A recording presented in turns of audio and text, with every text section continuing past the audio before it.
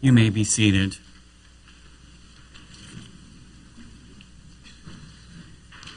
Let the words of my mouth and the meditation of my heart be acceptable in thy sight, O Lord, my strength and my Redeemer. Amen. I would like to begin this morning with a lesson from history. I would suspect some of us here today may actually recall this particular moment of history. However, the event occurred in the late 1970s, just a few years before I was born as a millennial. Now, a few decades prior to the 1970s, something remarkable was emerging in the city of San Francisco, California.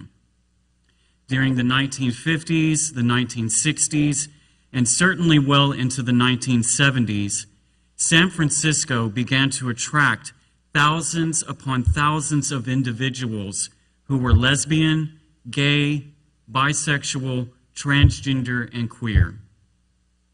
For many people, San Francisco was the only place to be in the world because it offered the only escape from the overwhelming oppression, discrimination, and rejection that was the prevalent experience for many LGBTQ people throughout the United States and the world.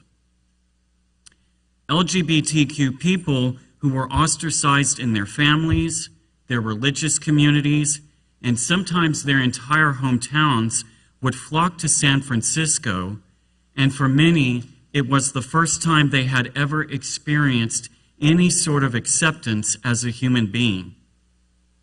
It was not uncommon to hear of stories of LGBTQ individuals being saved from suicide simply by dropping everything in their life and moving to San Francisco to be able to break free from all the prejudice in the world.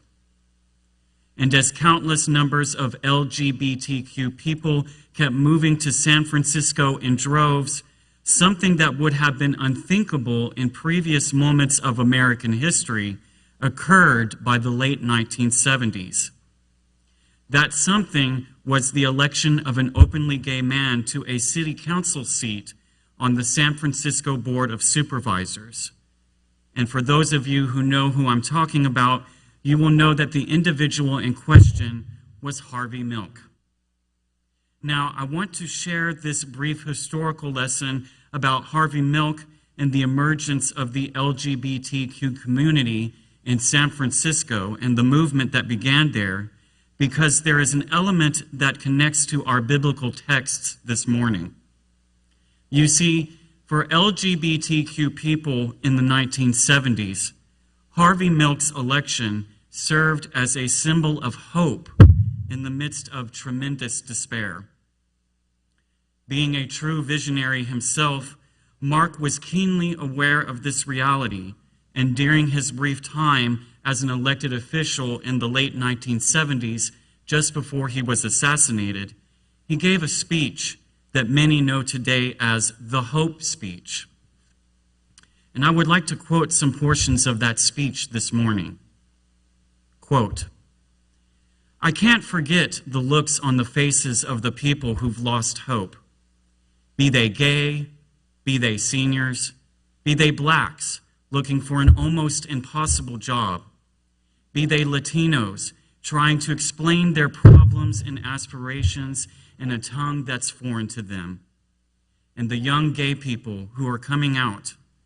The only thing they have to look forward to is hope, and you have to give them hope.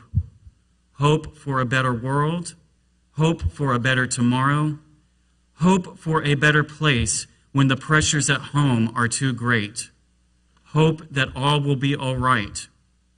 Without hope, not only gays, but the blacks, the seniors, the handicapped, the us's will give up. And you, and you, and you have to give people hope." What Milk was expressing in this speech is something that each generation of people in all of our diverse lived experiences and backgrounds must discover anew. That hope is the only thing that can bring life in the midst of devastation. Now, in his particular context, as an openly gay man in San Francisco, Milk's story and its articulation of hope was just one manifestation in history of this reality. We need to look no further than our biblical texts this morning.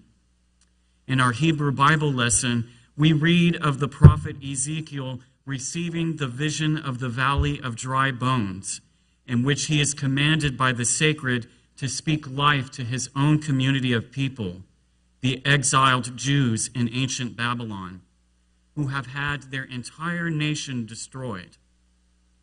In the middle of what looks like a dreaded, hopeless situation of ultimate destruction for the entire Jewish people, Ezekiel speaks of a hope that the situation will be turned around and that the nation of Israel will be resurrected.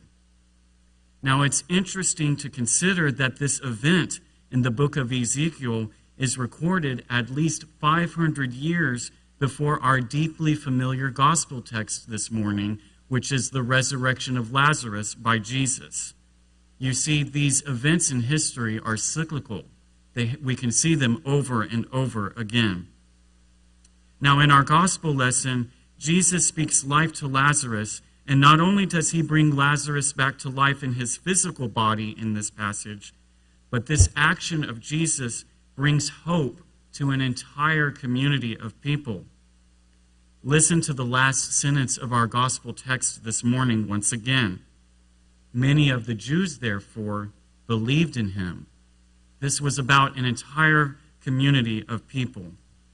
And Jesus brought hope and thus life to his people in his context.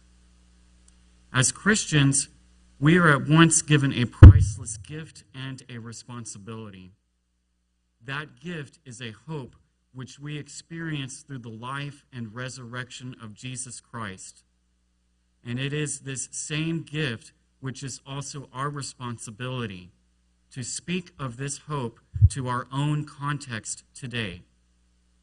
Whether it is our own immediate experience of marginalization as the St. Christopher's congregation being devastated by the loss of our physical church building 2 years ago, or more broadly, to all of the hurts and the hopeless situations in our neighborhoods, cities, nation, and the world, of racial injustices, of COVID-19 and opioid pandemics, of political challenges, of economic inequalities that are affecting millions of people, of wars and actual genocides in places like Ukraine, to just name a few of the situations in our time of despair. We must embrace this gift of hope. And like the prophet Ezekiel in captivity, in exile in ancient Babylon, like Jesus in first century Palestine with the resurrection of Lazarus, and like Mr. Milk out in San Francisco in the late 1970s, we, as followers of Jesus Christ, must be a voice for this hope to humanity. And when we embrace this hope and speak it to human beings, we are bringing life and resurrection to the world. May we accept God's gift of hope and lift it up to all.